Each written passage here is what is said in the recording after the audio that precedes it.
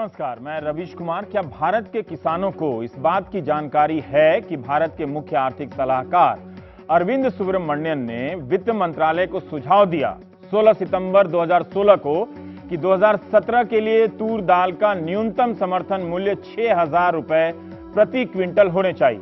2018 के लिए इसका भाव हो 7,000 रुपए प्रति क्विंटल। मध्य प्रदेश सरकार ने किसान आंदोलन के बाद फैसला किया कि तुअर दाल की खरीद 5,050 रुपए प्रति क्विंटल के भाव से होगी। यही रेट केंद्र सरकार ने भी तय किया हुआ है। अरविंद सुब्रमण्यम ने हफ्तों लगाकर अपनी रिपोर्ट तैयार की। जब भारत के मुख्य आर्थिक सलाहकार किसानों को तुअर दाल के ज्यादा दाम दिलाना चाहते हैं, तो फिर सरकार 950 रुपया कम भाव क्यों दे रही है? क्या हम जानते हैं कि रिपोर्ट और फैसले में इतना अंतर कैसे आ जाता है? कृषि मंत्री योग से फारिग हो गए हों तो वे देश के किसानों को बता सकते हैं। वादा क्या था? वादा था किसानों को लागत का आधा जोड़कर दाम सुनिश्चित किया जाए। किसान कहते हैं कि लागत का आधा भी नहीं निकल रहा।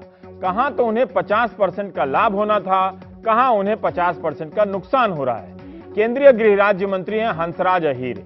इन्होंने एक मराठी चैनल से कह दिया कि महाराष्ट्र में जो किसान प्रदर्शन कर रहे हैं वो असली किसान नहीं है, ये युवा किसान हैं जो जीन्स पहनते हैं, ये व्यापारियों के बच्चे हैं। मंत्री जी को नहीं पता होगा कि जीन्स महंगी होती है तो बहुत सस्ती भी होती है। वे किसी भी रेलवे स्टेशन के बाहर या फुटपाथ पर बिकने वाली जीन्स का भाव पता कर सकते हैं। और क्या अब प्रदर्शन करने वालों के को किसान लगने के लिए चेहरे और कपड़े पर मिट्टी मलकर जाना होगा? क्या हम जानते हैं कि भारत का किसान आजकल क्या पहन रहा है? क्या पहनावा बदल जाने से आर्थिक समस्याएं समाप्त हो जाती हैं?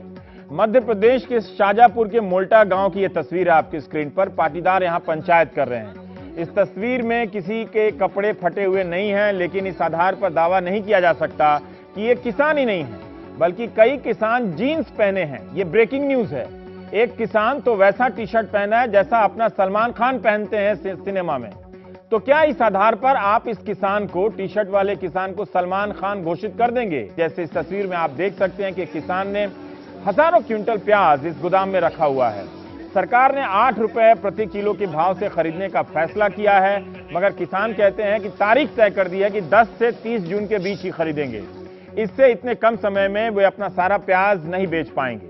किसानों का यह भी कहना है कि 8 रुपए किलो का सरकारी रेट भी काफी नहीं है।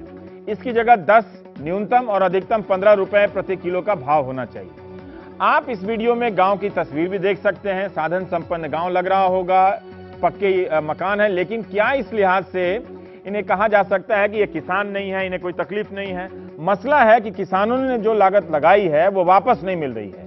मध्य प्रदेश में कई नीतियां किसानों के हित में बताई जाती हैं, मगर दाम नहीं मिलने के कारण ये नाराज हो गए किसान। जीन्स पहनने के बाद भी किसानों की यह हकीकत है कि भारत के 53% किसान गरीबी रेखा के नीचे बसर करते हैं। वैसे जो 5 किसान मरे हैं मध्य प्रदेश में, मुमकिन है वो जीन्स पहने हुए हों, मगर इंडियन एक्सप्रेस ने मध्य प्रदेश में मारे गए 5 किसानों पर एक शानदार रिपोर्ट की है। इस रिपोर्ट के अनुसार पांचों के पांचों किसान भूमिहीन हैं, इसलिए इस आंदोलन में भूमिहीन भी हैं। किसानों को दाम नहीं मिल रहे हैं। कहा जाता है कि उत्पादन बढ़ाना चाहिए, किसान उत्पादन बढ़ा देता है तो दाम नहीं मिलता है, जाहिर है उसका गुस्सा बढ़ेगा। सरकार न्यूनतम समर्थन मूल्य तय करती है, मगर किसान कहते हैं कि खरीद के ऐसे नियम बना देती है कि सभी किसान उसका लाभ नहीं उठा पाते। खुद भारत के मुख्य आर्थिक सलाहकार अरविंद सुब्रमण्यन ने दिल्ली में अंग्रेजी में कहा कि तुअर दाल के संदर्भ में बयान दिया उन्होंने कि 60% किसानों को न्यूनतम समर्थन मूल्य का लाभ ही नहीं मिला, जबकि पूरी कोशिश की गई तब भी 40% ही खरीद पाए। उन्हें इससे भी कम पर बेचना पड़ा 60% किसानों को। मगर आंदोलन सिर्फ मध्य प्रदेश में नहीं है, महाराष्ट्र में भी है। अब तो पंजाब से भी आवाज उठने लगी है। हमारे सहयोगी निखिल पंधी ने रिपोर्ट भेजी है कि पंजाब में बीते एक हफ्ते में 7 किसानों ने आत्महत्या की। वहां किसानों ने मुख्यमंत्री का पुतला फूंका। किसान पंजाब में भी दाम मांग रहे हैं। 12 जून को पंजाब में राज्यव्यापी प्रदर्शन होगा। पंजाब में कांग्रेस ने 80,000 करोड़ की कर्ज माफी का वादा किया था, जिसे इस आगामी बजट सत्र में पूरा करने का आश्वासन दिया जा रहा है। ये उस पंजाब की हालत है, समझिए, जो खेती किसानी के मामले में ज्यादा प्रगतिशील है, जहां ढांचे बहुत ज्यादा बेहतर हैं, कई तरह की सुविधाएं हैं। उस पंजाब में पिछले एक हफ्ते में 7 किसानों ने आत्महत्या की है और हमारे कृषि मंत्री योग कर रहे हैं। बीते 2 महीने में पंजाब के मालवा में सूत्रों ने बताया कि 24 किसानों ने खुदकुशी की है।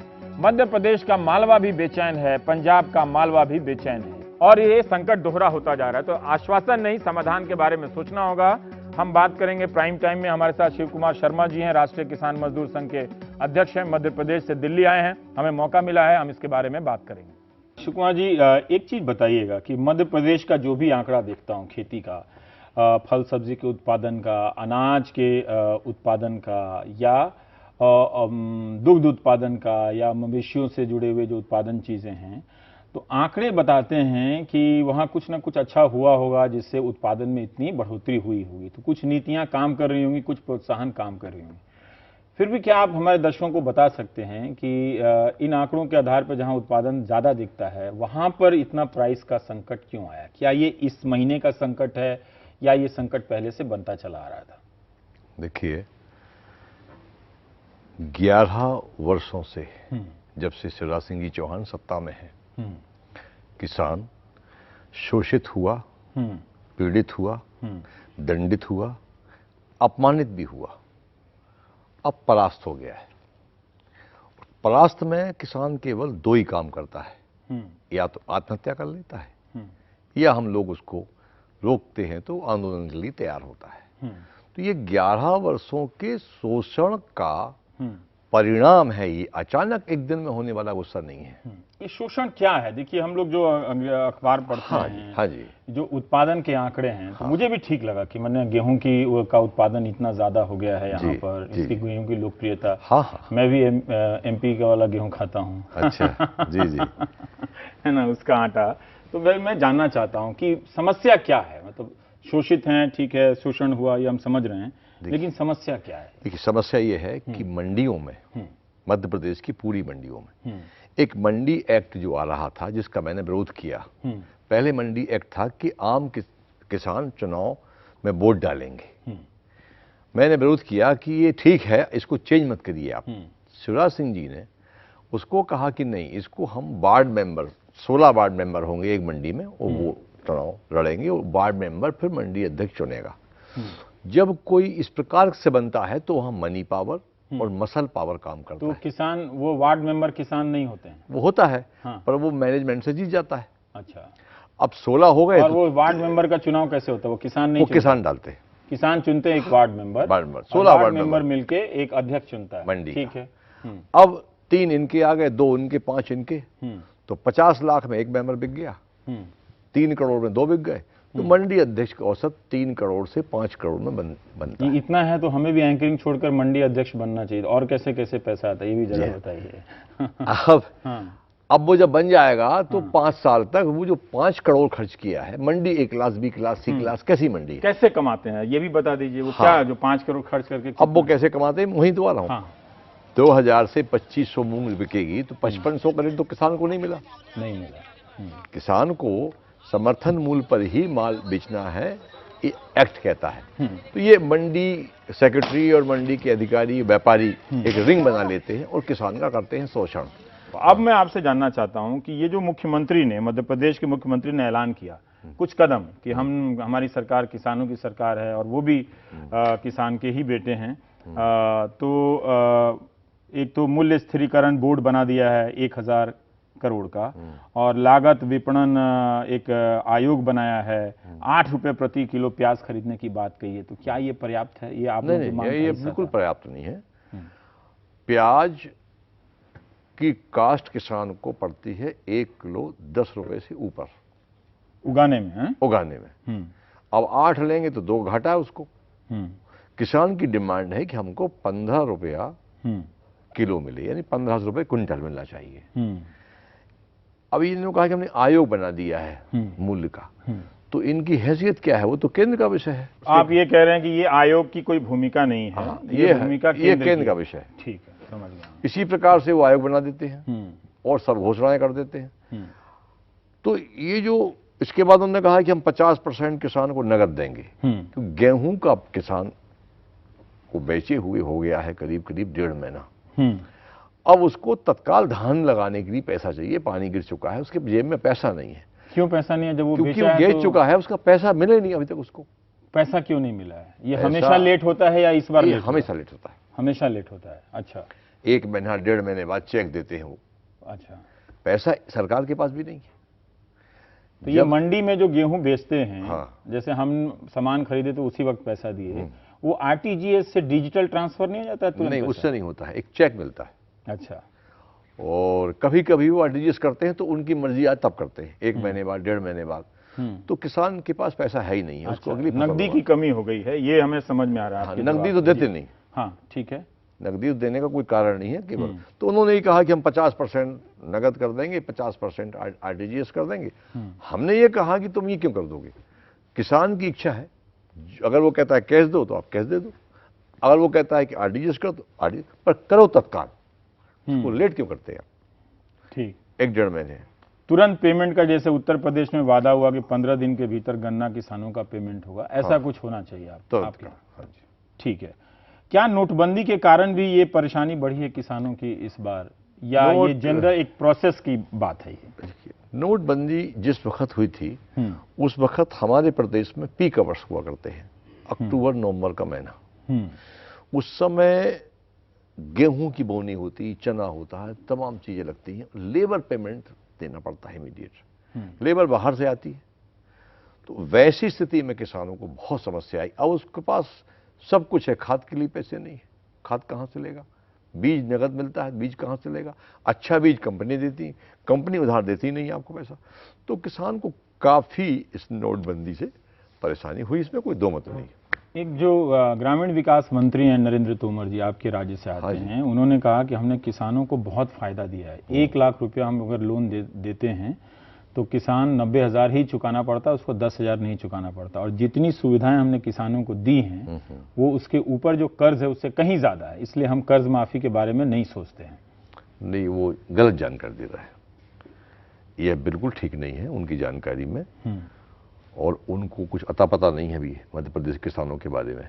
उनसे आप तो ये पूछिए कि भाई मध्य प्रदेश में 2,000 करोड़ का कर्जा था किसानों पर, अब ये 45,799 करोड़ क्यों हो गया? किसी चीज का लोन, केवल इतना कर्जा किसान पे कैसे हो गया? 10 से 15 गुना किसान कर्जदार हुआ है। जब ये मोदी जी सत्ता में आए तो इन्होंने 3-4 काम जो लगातार किए थे।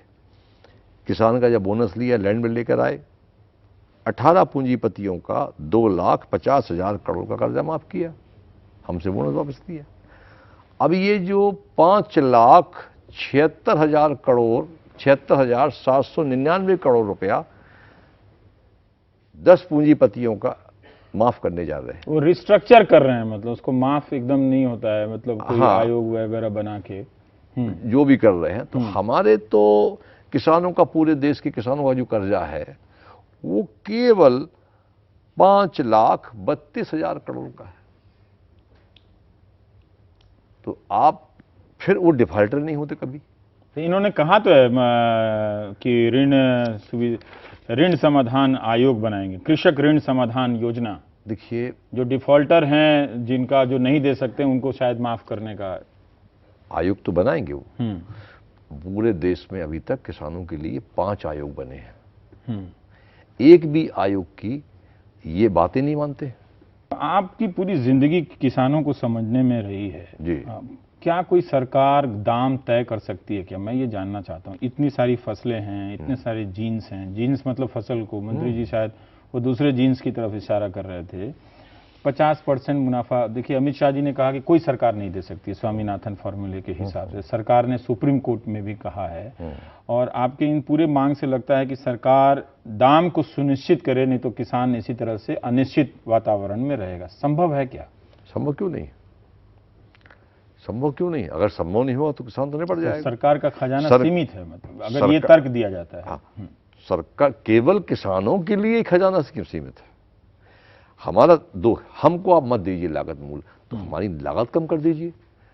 भाई डीजल, वो नीम कोटेड यूरिया का जिक्र करते हैं कि उससे लागत कम होने वाली है। उससे सॉइल हेल्थ कार्ड से क्या फायदा हुआ, बता सकते हैं आप? सॉइल हेल्थ कार्ड कहीं नहीं है, ये 20 साल से हमारे यहाँ चिल्ला रहे हैं, 15 साल से। उससे कोई मतलब नहीं। इस अप्रैल तक कोई 7 करोड़ सॉइल हेल्थ कार्ड देने की बात कही गई है, दे दिया गया है। इनके टेक्नीशियंस जो हैं वो जानते नहीं है मिट्टी का परीक्षण, मैंने अपनी जमीन 81 एकड़ का टेस्ट करवाया, पहले भारत सरकार की लेबोरेटरी में पैसे देके, जो एक ही मात्र है मध्य प्रदेश में है। उसके बाद उसी का मैंने करवाया स्टेट में, तो दोनों के आंकड़ों में 100% का अंतर है। तो ये जो करवा रहे हैं ये सब बोगस है, ये केवल आंकड़ेबाजी कर रहे हैं और भाषण देने के लिए। सॉइल हेल्थ कार्ड का कहीं कोई फायदा नहीं है, ऐसे आप जनरल बात बोल रहे हैं या? मैंने देखा नहीं है, मैं भाई वो चाहता हूं कि मैं सॉइल हेल्थ कार्ड की रिपोर्टिंग करूं, लेकिन मैंने किया नहीं अभी तक। इनके पास अच्छे नहीं है टेक्नीशियंस। मैंने कंप्लेंट की फिर से, तो मैंने कहा ये अंतर क्यों आ रहा है? तो बोले साहब वो सेंट्रल गवर्नमेंट की लेबोरेटरी के पास अच्छे इक्विपमेंट्स हैं, अच्छे टेक्नीशियंस हैं, हमारे पास स्टेट में नहीं है। हाँ, तो अब ये बात समझ में आई कि ये जो 7 करोड़ कार्ड दिए गए हैं, तो इनकी जांच करने के लिए टेक्नीशियंस कहाँ गए? क्या मशीनों का आयात हुआ है? क्या प्रयोगशालाएं बनी हैं? इसकी जानकारी अभी नहीं मिलती है। मतलब ये होता है कि जिला स्तर पर कुछ बनाएंगे, पर इतनी बड़ी संख्या में करोड़ों परीक्षण करने के लिए मशीनें आई हैं या नहीं आई हैं, ये इसकी जानकारी उन 2 पन्नों के विज्ञापन में नहीं दिखी जो कृषि मंत्रालय ने छापी थी। अब मुझे बताइए कि नीम कोटेड यूरिया का भी जिक्र है। मैं पढ़ रहा था अभी, जिस दिन गोली चली उसके अगले दिन जो कृषि मंत्रालय ने 2 पन्ने का विज्ञापन दिया सब अखबारों में, तो उसमें है कि लागत कम करने की प्रक्रिया में ये नीम कोटेड यूरिया का भी रोल है।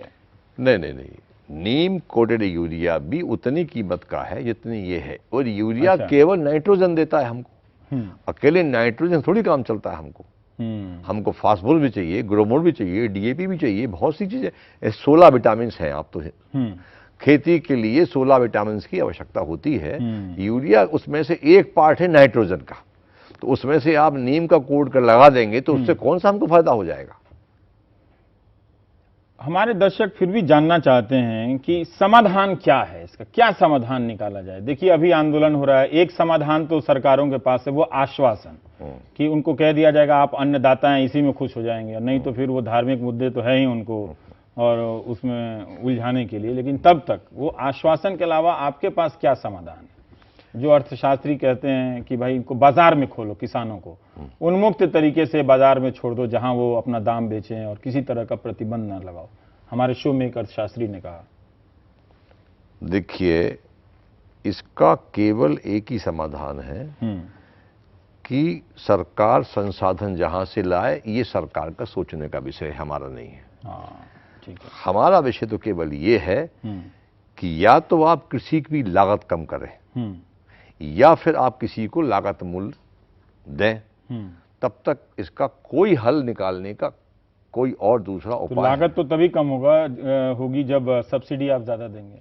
नहीं, अब जैसे कि डीजल में तो ये लूट रहे हैं पूरे देश को। गुजरात में डीजल सब्सिडी दे रहे हैं, तो एक स्टेट में आप दे रहे हो,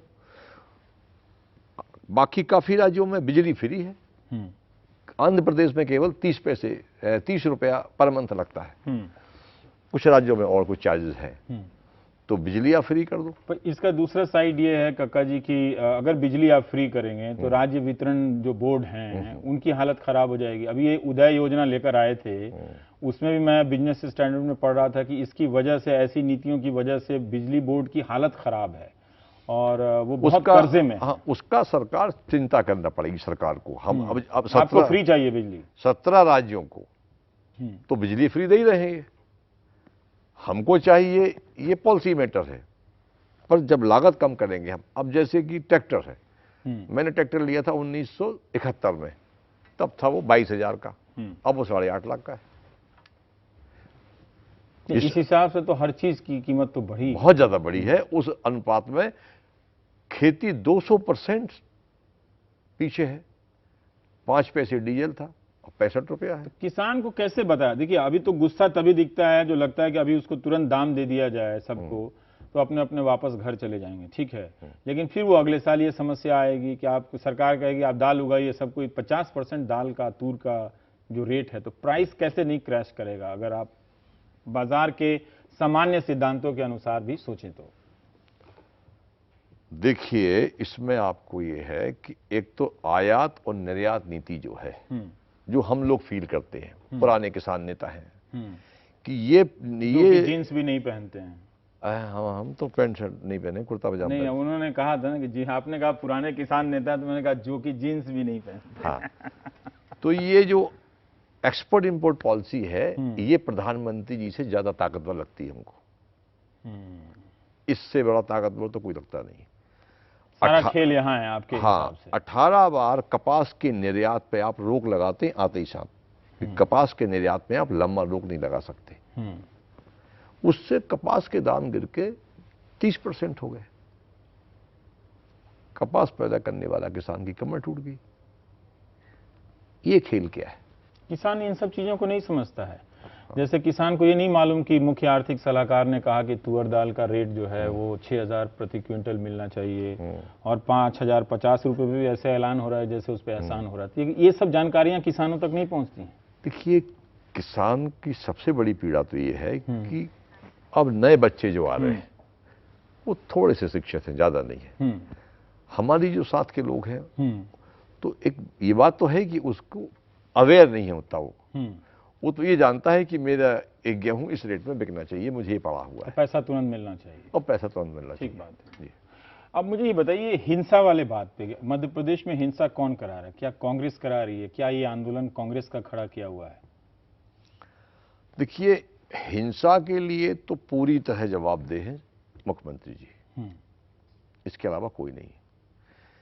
हमने ये आंदोलन चालू किया जनवरी 10, 11, 12 जनवरी को हमने 50 किसान संगठनों का पहला अधिवेशन भोपाल में किया और ये तय किया कि हम ये 2 इशू पे लड़ेंगे। अभी तक हम लोग 50 मांग 60 मांग ले करते थे, तो हम कहे छोटी मांगों को ही मान लेते हैं, हमारी मेजर मांग वहीं खड़ी रहती है। अब हम केवल 2 इशू पर पूरे देश के लोग लड़ेंगे। वो 2 इशू को लेकर हमने प्लान किए। मध्य प्रदेश के 2 पार्ट किए, एक मालवा, एक महाकौशल। मालवा में खेती 2 महीने पहले खत्म हो जाती है, कटाई बटाई सब हो जाती है। महाकौशल 2 माह पीछे चलता है। तो हम अभी आंदोलन नहीं है। हाँ, अभी नहीं है, 2 माह पीछे है वो पीछे। ठीक, समझ गया। तो वो मालवा हमने स्टार्ट किया, उसकी तैयारी की। ये बात सही है कि हमारी रणनीति का हिस्सा है, क्योंकि हम जब ट्रैक्टर लेके आए 15,000 भोपाल को घेर दिया। सारे अखबारों ने शाम को अलग से एक पेपर निकाल दिया 2 पेज का। उसके बाद ही आप आरएसएस के संगठन से अलग हो गए और आपको निकाला गया। तब आप भारतीय से राष्ट्रीय हो गए। हाँ, ये ठीक है।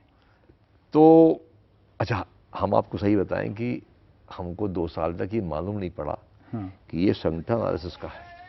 ठीक है, तो आपने ये मालवा और महाकौशल का कहा जी, तो मैं यही जानना था कि हिंसा क्यों फैलाई जा रही है, क्योंकि उससे चिंता होती है, बहुत लोगों को तकलीफ भी होती है, कोई दूध फेंक रहा है, कोई लूट रहा है, सब देखकर। भारतीय किसान संघ इसके खिलाफ खड़ा था आंदोलन के। ठीक है, उनसे कहा 4 दिन बाद आंदोलन की कि समर्थन दे दो इनको, तो उन्होंने मौखिक समर्थन दे दिया और जितने पोषित टीवी हैं सरकार पोषित, उनने पट्टी चला दी कि भारतीय किसान संघ का समर्थन है। अगले दिन बैठ गए वो सीएम के साथ में और कहा कि हम इन शर्तों पर तैयार हैं, आंदोलन समाप्त। और सीएम ने ट्वीट किया कि आंदोलन समाप्त हो गया, मांगे मान ली है। अब भैया, तुम तो इस आंदोलन के कुछ हो ही नहीं, न तुम्हारा लेना एक न देना दो, तो उससे किसान उग्र हुए। ये कौन है भारतीय किसान संघ वाले? ये सीएम ने कैसे इनके साथ बैठ के बातचीत की? तो उसमें फिर भारतीय किसान संघ के लोगों की पिटाई चालू हो गई, कहीं कहीं पर पुतले जलने लगे। हमसे लगातार हम रात को 2 बजे तक हम कहा नहीं आंदोलन है, उनका कोई मतलब नहीं है, किसान को उतनी समझ नहीं होती है, हर लेवल का किसान होता है। तो समझाया तो तब वो शांति में आया, पर मंदसौर के किसान उससे और ज्यादा उग्र हो गए। अकेले मंदसौर में 115 जगह पुतले जले उसी दिन भारतीय किसान संघ के और संघ के। फिर ये हुआ कि जो वास्तविक चीज है वो एक अलग है इस फायरिंग की। ठीक है। वास्तविक ये है कि उन्होंने, पुलिस ने इनको बुलाया किसानों को बात करने के लिए। 1.5 मिनट बात की उनसे। मेरे 20 लोगों की मैंने रिकॉर्ड किया है कि क्या हुआ। तो बात करने के बाद 1.5 मिनट बाद ही उन्होंने फायरिंग चालू कर दी। अभी आग नहीं लगी है कहीं भी, फायरिंग चालू की। तो आपको तो पता है कि सुप्रीम कोर्ट के फाइंडिंग्स हैं कि कमर से नीचे गोली मारेगी पुलिस, भीतर पैर में गोली मारेगी। इसमें सब लोगों को गोली लगी, छाती पर, पेट पर, गले पर और पीठ पर, कमर के ऊपर लगी है। जब इसके बाद हिंसा भड़की है और फिर आग लगाना शुरू किया है, जो असामाजिक तत्व हैं, मैं आपको थोड़ा पीछे ले जाऊंगा, थोड़ा सा जाना जरूरी है उसके लिए, कि जब मैंने भोपाल 3 दिन तक बंधक बनाया था तो सरकार ये विचार में थी कि इनको कहीं निपटाया जाए। निपटाया जाए तो 1 महीने में मुझे शिवराज सिंह चौहान मेरे सामने बैठे, उनकी आंख में आंसू आ गए। कक्का जी, ये मांग पत्र नहीं, मेरे लिए गीता है, मैं 1 महीने में आदेश जारी करूंगा। 4 महीने हो गए, आदेश जारी नहीं किया, तो मैं अपने स्वभाव के अनुकूल फिर शुरू हो गया। तो मैं एक बहुत छोटे से धरने में जा रहा था जिसमें 160 किसान थे, ये समझने की वाली चीज है। तो मुझे रात को फोन भी आया कि आपका एनकाउंटर किया जाएगा बरेली में। ठीक है, इसको ये रखने कुछ चीजें मैं वेरीफाई नहीं कर सकता, लेकिन मैं ये जान रहा हूं कि जो 2 मांगे हैं, कर्ज माफी की और जो दाम से लागत में 50% जोड़ के मुनाफा जो वादा था, इससे कम पे आप लोग देश भर में पीछे नहीं हटेंगे। हाँ, कोई आश्वासन कोई कमेटी के नाम पे पीछे हट जाएंगे या लेकर ही अब हटेंगे इसको? नहीं, अब कोई आश्वासन नहीं है। सरकार की नीयत पे हमको भरोसा नहीं है। आपको भरोसा नहीं है? आपको फैसला चाहिए? फैसला चाहिए।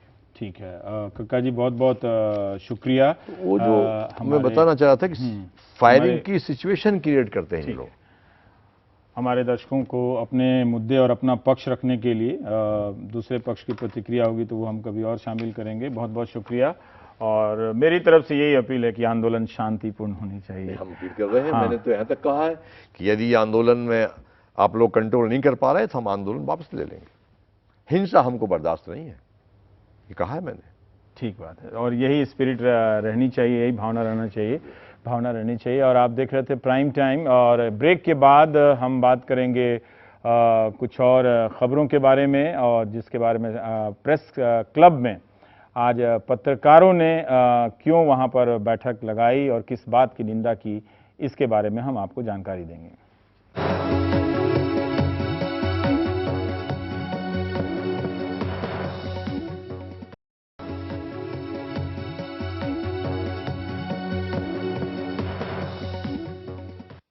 स्टूडियो के बाद बिना कोट के हम बाहर मौजूद हैं दिल्ली स्थित प्रेस क्लब ऑफ इंडिया के अहाते में।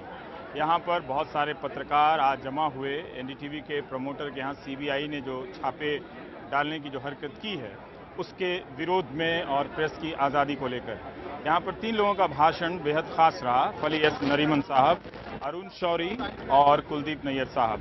इन तीनों ने 1975 की याद दिलाई कि कैसे तब वो इतने पत्रकार आसपास नहीं थे, लेकिन फिर भी कम लोगों ने मिलकर अपनी आज़ादी की वो जगह हासिल कर ली थी। यही चुनौतियां सामने भी है। वो कागज़ पर बताते हैं कि 1975 के हालात नहीं हैं, आप कागज़ के बाहर देखिए, हालात नजर आएंगे। तो उनके भाषण सुनिए इस हिस्से में प्राइम टाइम के। I want to first begin by expressing my deep gratitude to Narendra Modi. He has brought so many friends together. Freedom after speech is really what freedom of speech is all about. Please, all of you, never forget this. You are allowed to speak. Speak as much as you like. But there is one fellow waiting there to nab you and put you in so that you can't speak again. That is the protection that we are asking for. As far as the freedom of press is concerned, we would not allow, we cannot allow anybody to muzzle it. So that commitment we must have. As I said, this commitment goaded us during the emergency, and this new government, which suffered during, some of them suffered during the emergency, they are following the same path. I believe, I feel very sorry for them. Anybody in India who has raised his hand against the press, against the media, has had that hand burnt and has had to withdraw it. Jagannath Mishra's press bill, Rajiv Gandhi's bill, Mrs. Gandhi taking over and the Indian Express. Let me make one thing clear. No one is immune from being prosecuted for a criminal offense. Let's get this very clear. Not any of you, nor I, nor Pranoy Roy, nor NDTV. They can all be prosecuted. But the manner and circumstances and the so-called justification of the CBI raids give me reason to believe that all this, that is the raids and the FIR filed by the CBI, are definitely an unjustified attack on press and media freedom.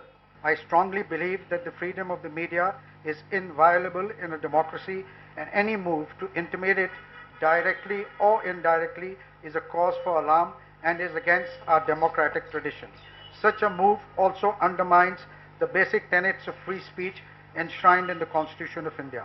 If the CBI PRO called you or whoever plans on the part of CBI at that moment and told you, boss, मेरे पास एक बड़ी जबरदस्त story है, क्या story है? वो एक बहुत बड़ी मीडिया कंपनी का मालिक है, उसने 9 साल पहले एक उधार लिया था, 8.5 साल पहले उसको चुका दिया, उसको 9.5% इंटरेस्ट देकर चुका दिया।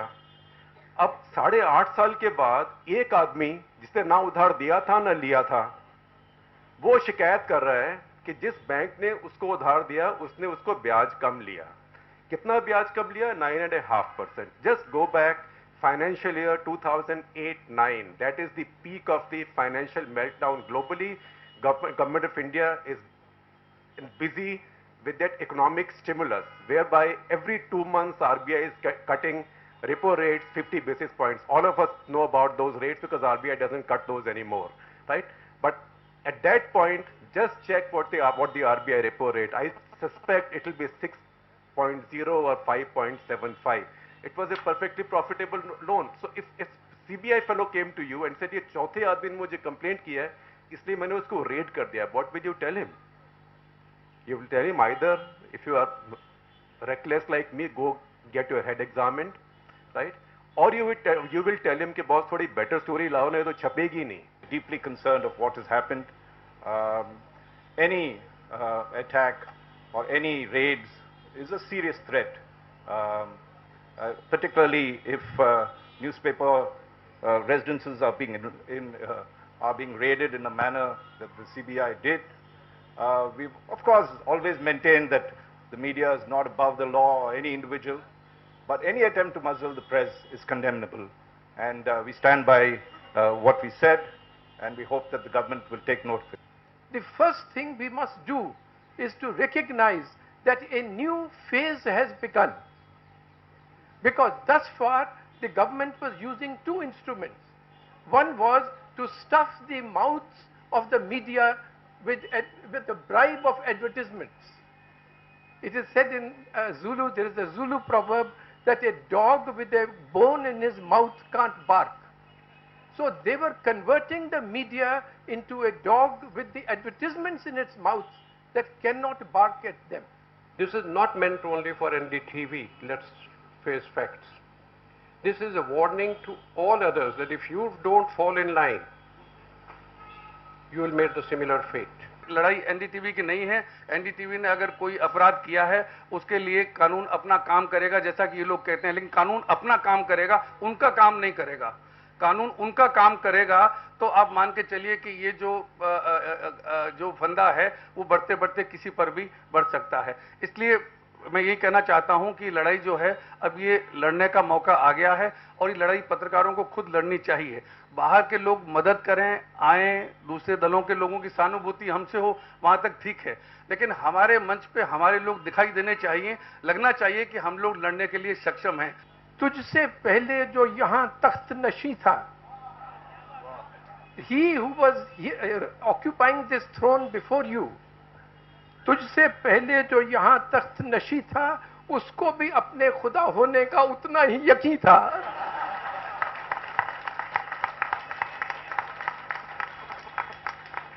And as that is from a Pakistani poet, I better sort of protect myself by reading from the Granth Sahib.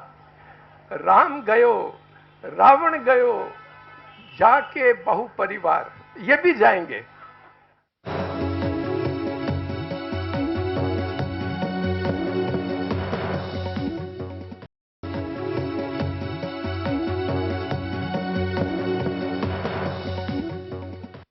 They're trying to tell us we can suppress you even if you've done nothing wrong.